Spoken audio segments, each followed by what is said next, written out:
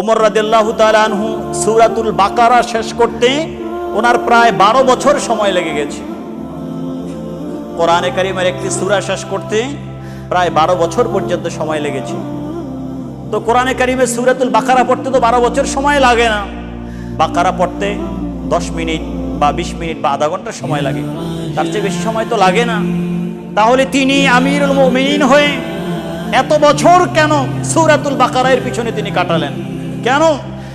এটার কারণ হচ্ছে এটা শুধু তেলাওয়াত না, এটা শুধু পড়া না, বরং তিনি প্রত্যেকটা নুকতা, প্রত্যেকটা হরফ, প্রত্যেকটা শব্দের যখন পড়েছেন সেখানে অবস্থান করেছেন, চিন্তা করেছেন, হেদায়েত নিয়েছেন, আলোকিত হয়েছেন, সেই আলো দিয়ে মানুষকেও আলোকিত করেছেন।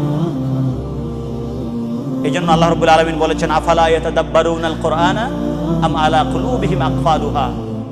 তারা যখন কোরআন পড়ে তারা কি চিন্তা করে না, নাকি তাদের অন্তরের মধ্যে তালা মেরে দেওয়া হয়েছে?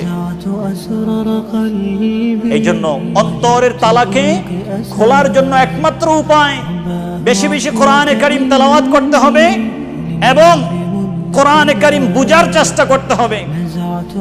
কারণ রব্বে কারীম কোরআনে কারীমের একেবারে শুরুতেই যালিকাল কিতাব লা রাইবা ফি, এটা সেই মহান কিতাব যেই কিতাবের সন্দেহ নেই। তারপরেই তিনি বলেছেন হুদাল লিল মুত্তাকিন, একেবারে শুরুতে এই কিতাবের মধ্যে হেদায়েত রয়েছে। হেদায়েতের দিকগুলো বুঝতে হবে আমি মুসলমান হিসেবে, বুঝে পড়ে বুঝে কোরআনি জিন্দেগি নিজেদেরকে গঠন করতে হবে, কোরআন সুন্নাহর আলোকে নিজেদেরকে গড়তে হবে। মনে রাখবেন, কোরআন সুন্নাহর আলোকে যারা চলবে তারা কখনো দুনিয়া আখিরাতে বিপদগামী হবে না। কোরআন সুন্নাহ থেকে যারা দূরে সরে যাবে প্রতিটি মুহূর্তে বিপদ অপেক্ষা করছে এবং ঈমান নিয়ে যেতে পারবে কিনা সেটারও নিশ্চয়তা নাই। এজন্য আসুন কোরআন এবং সুন্নাহর আলোকে আমাদের জীবনকে গড়ি।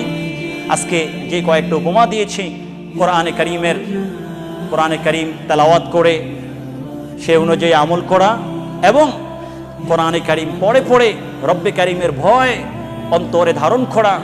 আল্লাহ রাব্বুল আলামিন যেন আমাদেরকে সেই তৌফিক দান করেন, আমরা যেন পবিত্র কোরআন অনুযায়ী নিজেদের জীবনকে গড়তে পারি, সুন্নাহ অনুযায়ী নিজেদের জীবনকে গড়তে পারি এবং কোরআন সুন্নাহ অনুযায়ী যারা নিজেদের জীবনকে গড়েছেন রাসূল পাক সাল্লাল্লাহু আলাইহি ওয়াসাল্লাম আর আহলে বাইত যারা কিয়ামত পর্যন্ত থাকবেন, সাহাবায়ে কেরাম, তাবিঈন, তাবে তাবিঈন, তাদের পরে বিশ্ববিখ্যাত আউলিয়া কেরাম যাদের ব্যাপারে কোনো সন্দেহ নেই, বিশ্ববিখ্যাত হক্কানি ওলামায়ে কেরাম যাদের ব্যাপারে কোনো সন্দেহ নেই, তাদের পথে চলে কোরআন এবং সুন্নাহর সঠিক অনুকরণ করে আমরা যেন জান্নাতের মেহমান হতে পারি। আল্লাহ যেন আমাদেরকে তৌফিক দান করেন। আল্লাহুম্মা আমিন।